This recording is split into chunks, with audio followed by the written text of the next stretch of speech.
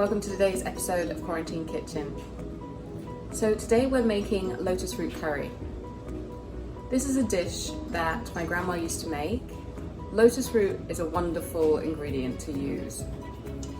It has a lot of healing properties and is full of vitamins, minerals and antioxidants.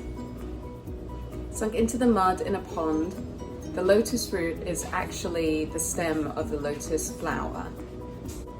That beautiful flower that we would have seen that's very important in both Indian and Chinese culture. The lotus root is not only sacred in both cultures, but it is used for healing in both cultures. The Chinese call the lotus root a cooling food, and it's meant to restore balance. So too in the Indian culture, and specifically in Ayurveda, this is seen as a cooling food. The reason it's seen as cooling is because it has a diuretic effect in the body, which cools the body down. So it's used when people have fever, when they're not feeling well. It's actually an anti-inflammatory and an antibacterial.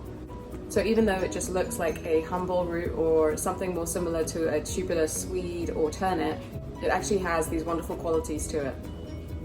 My grandmother's recipe is a typical Sindhi recipe, so that's from the north of India. It therefore has onions, tomatoes, garlic and ginger, of course.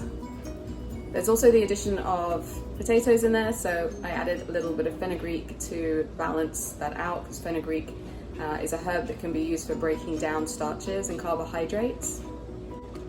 Of course, there's also a lot of spices like cumin and coriander, turmeric and chili powder in there as well.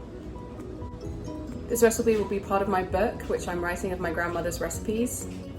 I hope that by recreating her recipes and passing them down to the next generation, I can honour her spirit and soul.